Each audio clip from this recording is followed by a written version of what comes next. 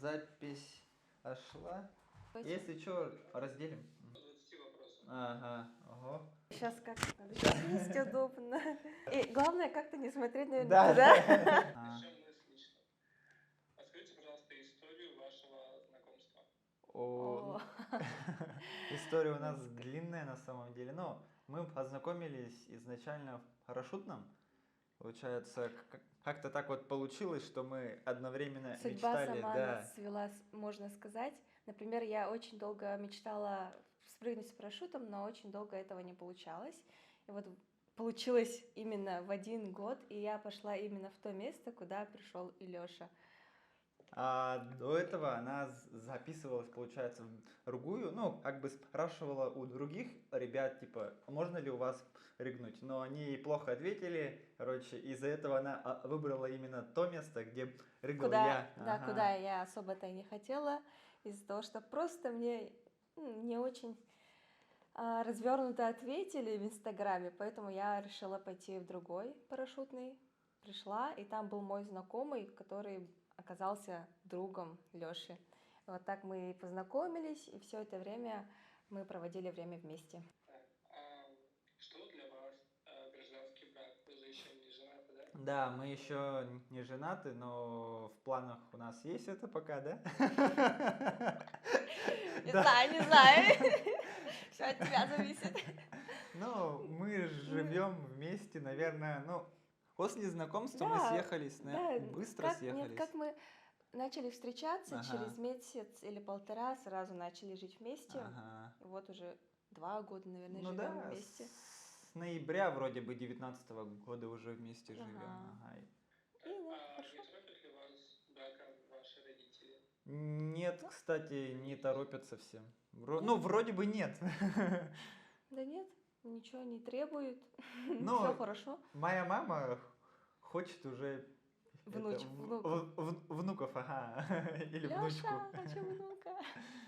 Так, М- вы планируете, если планируете, то когда? Но И как считаете, А, семьи, дети помешают вашей вот деятельности? у нас вот очень странно, вроде бы хочется детей, но вроде бы не хочется. И мы с этим не торопимся, потому что нужно пожить для себя. Как бы ни шаблон это не звучало, но да. Мне ну, кажется, еще нужно выйти на стабильный заработок. да, чтобы уже как-то на ногах уже стоять конкретно, чтобы хороший фундамент был. А так мне как-то страшно именно в этом плане, но в плане того, что как я буду воспитывать ребенка, в принципе, я этого не боюсь как-то. Да. У меня даже мысли иногда периодически возникают, и как-то хочется, но останавливает именно реальность. Так, сейчас вопрос. Отвечайте вы по отдельности. Ага. А что вы не простите своей половинке? Что должно случиться, чтобы вы... Так, ну, я, наверное, не прощу именно, ну, как сказать, ложь такую прям серьезную. Ну, и измену, наверное. Ну, как-то вот так. Ну, как обычно. Я тоже. Я, например, очень сильный противник всяких измен. Меня это очень огорчает, когда узнаю об этом у кого-либо. Я не представляю, типа, если будет Это предательство тяжко, со да, да, стороны да, да, Лёши. да. Потому что, например, я и не могу поверить в это, что Лёша может, типа, как-то, не знаю, или предать. Типа как И так-то, если да? это Ну. случится, то у меня будет очень большое разочарование. Так, чем вам разонравился город Якутск? Чего ему не хватает, что люди из него все время уезжают? То есть главная цель, да, человека, это вот поскорее окрепнуть и уехать из Якутска. С чем Ну, это может быть связано? Вот вы почему уехали? мы уехали чисто из-за того, что, как обычно, как и все считают, больше возможностей в Да. развитии там, бизнеса своего. Здесь просто, например, в Новосибирске людей больше, но Новосибирск это наша не конечная точка. Мы еще собираемся в более крупный город переехать. Ну, именно переезд связывать именно, да, с расширением клиентской базы, наверное. Ну, И свои как-то, возможности да, вообще. и выйти вообще на Россию, чтобы улучшить качество своих туров, там, сервиса и в таком ключе. Ну, лично мне почему не нравится Якутск, это то, что он слишком маленький, все друг друга знают, это как маленькая деревня, и, не знаю, еще больше всего мне не нравится, конечно же, его климат. Я Дубак вообще. ужасно не люблю холод, не люблю мерзнуть, а вот это вот с наступлением зимы в Якутске у меня сразу вообще хандра какая-то начинается, стресс, не знаю. Столько одежды покупать надо, ужас. Столько Мгм. денег стоят эти зимние Из куртки. Якутска куда-либо попасть, там ценники Да, да, на и кстати, самолеты какие, блин. вот еще А один мы же очень большой хотим плюс. вот куда-либо там Новосибирск. путешествовать, Да, летать, а из Якутска летать очень это дорого. очень дорого. Это мы именно в плане, наверное, выгоды еще Мгм. переехали. Нам Потому что каждый раз Якутска улетать нам двоим, как организаторам, это очень невыгодно Мгм. получается. Это- А почему вы приехали именно в Новосибирск? Почему не в Хабаровск, ну, ближайшие города еще? Ну, Потому Новосибирск что у мы... нас тут рядышком совсем стоит Горный Алтай, куда мы делаем наши туры. Горный Мгм. Алтай делаем, Байкал делаем, и билеты из Новосибирска до Иркутска относительно недорогие. И считай, у нас тут Алтай под рукой, грубо говоря, и мы здесь встречаем туристов и сразу с Новосибирска уезжаем. Так намного выгоднее, чем постоянно летать с Якутска до Новосибирска, туда-обратно. Стоит 30 тысяч на одного человека. Да, и это крайне невыгодно. И из-за этого нам не хочется повышать ценники на тур, чтобы включать, считать расходы, грубо говоря. Из-за этого, чтобы дешевле было, мы переехали сюда. Ну, Как живется азиату в Новосибирске? О, вот это хороший вопрос, ага. почему-то вот в Новосибирске я больше встречаюсь с каким-то национализмом, да, нежели в Москве. В Москве я вообще почти практически не встречалась, там парочку раз только. А Ну вот да, сейчас тут здесь есть как будто такая люди проблемка. бывает такое, то что как-то, не знаю, не противны мы им, противны мы им или как-то так, Ну вот неприязнь у какая-то, нас что ли. был случай, мы, получается, из Алтая приехали с туристами, стояли в подъезде, ждали такси. Заходит какой-то, ну, да, стояли, ждали, короче, такси в подъезде, и заходит житель местный и такой говорит, типа, понаехали тут. И у нас такой в голове взрыв, типа, чё? Мы вообще-то... Еще несмотря на то, что в Новосибирске же очень много якутов, которые Ну приезжают да, учиться, студентов там, которые странно, на я БМЖ удивился этому. переехали. Их очень много тут, но все равно как-то с таким сталкиваться странно. Да. Так, поговорим о вашей деятельности. Как пришла мысль заняться этим бизнесом? О, в общем, мы с Лешей очень загорелись просто поехать на Байкал. Очень хотели. И тут решили собрать друзей. Это было вообще ночью, в 4 утра или где-то Да, так да, решили да. загореться. Потом, а почему бы нам не собрать типа других ребят, да, чтобы мы вышли в ноль, короче. Ну, то есть покрыть свои расходы вот этими с вложениями от других ребят. Да, да, да.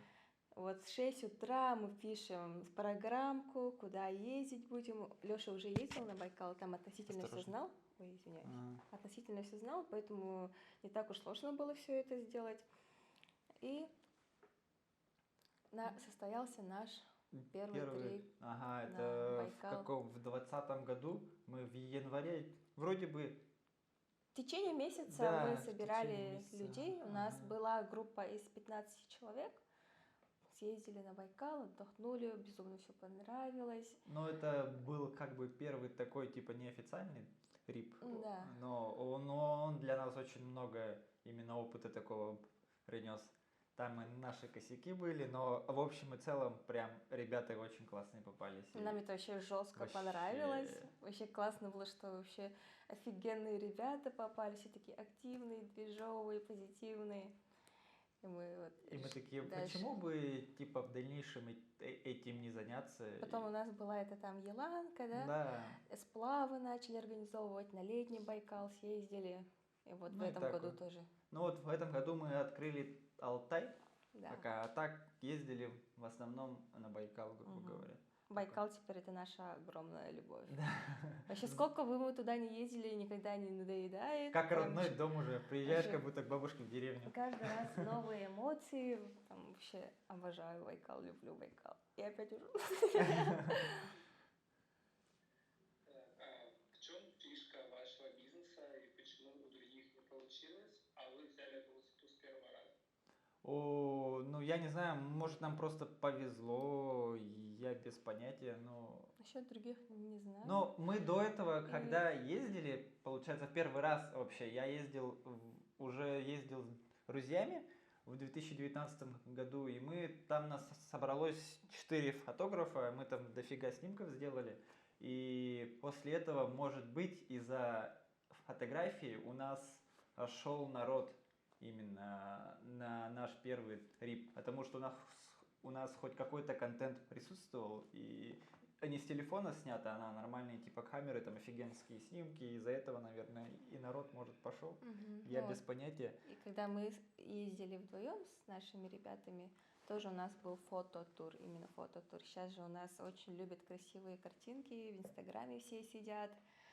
Вот, и вот наша уникальность в том, что мы создаем фототуры, то есть красивые фоточки, там девочки берут у нас платьюшки, выезжаем ночью прям на лед, там фоткаемся под звездным небом. Так, следующий вопрос. В каждом деле, если человек занимается им без перерыва, наступает выгорание. То есть, как бы мне не нравилась работа, рано или поздно она надоест. Превратиться в рутину. Не было ли у вас такого, и как думаете, как можно это преодолеть? У меня такая ситуация была. Она была у меня несколько раз, но в первый раз, наверное, в 2015, в 2016, что ли, так году. Когда работал фотограф. Когда фотографом еще работал, я прям настолько устал, и я себя поймал на мысли, что я уже фотографирую не просто так, ну, типа, не ради творчества, да, там, офигенных кадров, а фотографирую просто ради того, чтобы получить деньги, грубо говоря. И тут я такой, мне что-то тут не то, надо что-то менять. И я после этого начал уже акцентироваться на фотографии чуть меньше и начал развиваться в сфере видеографии. И это меня как раз-таки отпустило. И недавно вот относительно тоже у меня чуть перегорание не произошло. Это когда я летний сезон весь фотографировал, мне так это все надоело, я вообще ужасно все бросить хотел, но терпел и знал, что чуть-чуть осталось. И еле как вот получается сам себя спас, я вовремя просто остановился. Я почувствовал, что вот начнется у меня перегорание, и я такой, надо сделать перерыв небольшой. И я даже когда поехал на Алтай, я там вообще почти не фотографировал, я старался камеру в руки не брать, хотя я вообще обожаю фоткать. И вот бывает такое, Ну что... вот на Алтае у нас не было фототура, мы не Мгм. представляли его как фототур, просто тур у нас был. Но Лёша такой, все, я не буду вообще фотографировать, без камеры буду, но все равно все оборудование, конечно же, взял с собой, и все равно там какие-то фотографии Что-то делал. чуть-чуть все равно нафоткал, ага. Из этого вообще никак. Но именно, наверное, спасает, может, обычно же смена обстановки, говорят либо это то, что если у тебя начинается выгорание, нужно заняться чем-то друг... смежным. Ну Например, да. вот он фотографирует, потом перешел на видеографию, например. Мгм. Так, в прошлом году вы были в Таиланде. Скажите, пожалуйста, сколько денег и времени нужно, чтобы там отдохнуть, учитывая перелеты, еду, проживание, ну, в общем, все. Ну, Как это у нас вообще как это у случилось, нас да? вообще случилось? Мы, получается, познакомились, и через 2 месяца я ее увез в Таиланд. Это ее была первая за граница, получается. Я прям ее хотел, она прям это как-то даже не верила вообще до покупки билетов. Но Он у такой, нас я хочу с тобой в Таиланд, типа, полетим в Таиланд. Такая, ну да, типа, хорошо, хорошо. и вот, Потом пошли, купили билеты до Москвы, да, ага. вначале. Но мы, Я такая, чё? Это что, билеты? но мы взяли, получается, тур с Москвы он обошелся что-то, мы взяли не дорогой, чисто как билеты, грубо говоря. Что-то в районе 70 тысяч ушло на тур. И еще попутно там билеты до Москвы были. Ну, у нас в районе всего, наверное, ушло около 200 тысяч, наверное, на двоих. А, еще до Москвы у меня субсидия была. Да, если не соврать, то где-то около 200 тысяч. Либо чуть меньше, чуть больше, я точно сказать не могу. Насчет блогов. Я посмотрел ваш YouTube-канал, там есть видео 2-3 минутные. Они очень красивые. Спасибо. Особенно те, что были под песней Алвана из последнего его альбома «Пангея». Ну, то есть от того, как его имени лишили. Значит, почему вы не записывали влоги там? Ну, я очень боюсь камеры, на самом деле. Я вот сейчас в первый раз снял влог Алтая. Ну, как бы влог, это такой типа выпуска какого-то. Ну, там именно о поездке рассказываться будет. И я на камеру говорил очень с трудом иногда. Я прям постоянно дубли делал, да. И я еще там применяю закадровый голос. И это тоже очень страшно. Я своего голоса стесняюсь. Я лежу тут в комнате, там Леша с кем-то как будто разговаривает. А это такая, а? Я такой, не, я записываюсь. Вот, мы влоги хотели снимать вот с тех поездок. Ну, как бы я хотел снимать, но я очень боялся и все не мог никак решиться. Ну, влоги это сложнее, чем просто чем снимать. Ролики вот такие снимать красивые. И там ты, считай, не принимаешь участие именно вот как персонаж снимаешь просто красоту. Это намного легче, прям намного легче. У меня влоги очень сложно даются, но я думаю, первый выпуск выйдет хороший. Я уже показывал близким друзьям, короче, тестовую черновую версию, отзывы вроде хорошие были, но я там еще много наработок внес. Он вообще хочет сейчас все перезаписать, весь голос закадровый. Я почти весь ролик озвучил, и мне теперь не нравится, что я озвучил. И я хочу сейчас все переписать. Ужас. Планируете ли вы написать книгу о своих путешествиях? Ой, нет. Нет, наверное. Вообще ни разу даже такой мысли не было. Понимаю бы, там у нас было бы там кругосветка там, да, или что-нибудь там, охот. Да, и у нас нету такого большого опыта, что ли. Мы себя еще считаем начинающими, хотя мы уже 2-й год, да? Ну да, но в этой сфере, наверное, это даже и немного, по сути, но у нас еще много чего впереди, мы хотим обучиться многому. И я думаю, что еще очень рано даже задумываться об этом. Да. Мне кажется, лет, может, к 40 мы что-нибудь напишем. Может быть, наверное. Смотрим там. Если какие-то интересные истории будут происходить у нас. Наверное, только в таком случае. А какие планы у вас на следующий год? На следующий год. Много у нас планов на самом деле. Да, вот сейчас же... Леша в этом году забросил. Ну как забросил? Оставил же свою работу как свадебного фотографа. Да. Он очень был занят этим. Из-за этого у нас конфликт графиков. Да, тормозило, да, в каком-то случае. Развитие. Потому что пик свадеб это, например... Август, Август, да. А в августе как раз-таки там можно и в Дагестан, на Байкал, на Алтай, короче, вообще везде. Это прям самый сезон куда-то путешествовать. А мы не могли, потому что у меня свадьбы. Из-за этого я решил переставить приоритеты и да, бросил. Бронирует еще же за несколько месяцев, у него уже даты стоят там на март, середина марта, например, в апреле там. Поэтому, у нас, наверное, поскольку он сейчас уже оставил, на следующий год мы уже полностью свободны летом, да. И у нас в планах в первую очередь сейчас открытие новых маршрутов. Мы планируем в Казахстан рвануть, и туда уже организовывать туры. Потом еще Грузию хотим.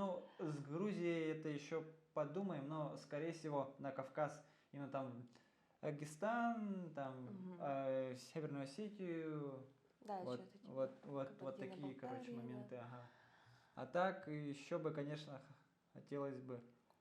Со временем будут известны точные маршруты, направления. Это в планах пока, Но Казахстан это прям в приоритете стоит. Да. В первую очередь. Мы о возможности хотим в апреле рвануть. У нас как раз есть свободное окошко. Казахстан рвануть, исследовать, получается, маршрут. И после этого уже организовывать официальные Да. трипы туда. Ну, в первую очередь вам хочется пожелать, чтобы вы больше путешествовали, расширяли свой круг общения, не боялись новых знакомств, не боялись ездить одни, наконец-таки, в путешествие. Да, открывайте, ребят, для себя новые горизонты, расширяйте свои границы, никогда ничего не бойтесь и двигайтесь только вперед. А были с вами Айта и Алекс. Леха. Пока. Всем спасибо. Неважно, что потом, ведь счастье вот оно. Все для нас, все для нас, все для нас, здесь все для нас, все для нас, все для нас, все для нас, весь мир для нас, все для нас, все для нас, все для нас, здесь все для нас, все для нас, все для нас, все для нас, весь мир для нас. Схема на схему, и мы зажигаем наш свет. Темы на тему, и я разгадал твой секрет. Все для нас, все для нас, все для нас, здесь все для нас, все для нас, все для нас, все для нас, весь мир для нас, все для нас, все для нас, все для нас, здесь все для нас, все для нас, все для нас, все для нас, весь мир для нас. Ты рядом дышишь, как и в середине 2000. Все небо в сюрпризах, а мы на коленках считаем наличность. Алтуфио аутентично, как дела не критично. Многоэтажка, однушка в аренду, Москва так типично. Ты рядом дышишь, я слышу твой голос по памяти. Я искал тебя пьяным в Исландии, я писал тебе песни с Голландии. Ты кричишь, но красиво, как Грузия. Я смотрю, не могу наглядеться, ты реальность или иллюзия. Я нашел тебя наконец-то, и весь мир засиял, словно в доме дали свет. Твой секрет для меня, это больше не секрет. На двоих вся земля, в небе хвост наших комет. Я искал тебя 7 лет. Все для нас, все для нас, все для нас, здесь все для нас, все для нас, все для нас, все для нас, весь мир для нас, все для нас, все для нас, все для нас, здесь все для нас, все для нас, все для нас. Схема на схему, и мы зажигаем наш свет. С темы на тему, и я разгадал твой секрет. Все для нас, все для нас, все для нас, здесь все для нас, все для нас, все для нас, все для нас, весь мир для нас, все для нас, все для нас, все для нас, здесь все для нас, все для нас, все для нас, все для нас, весь мир для нас.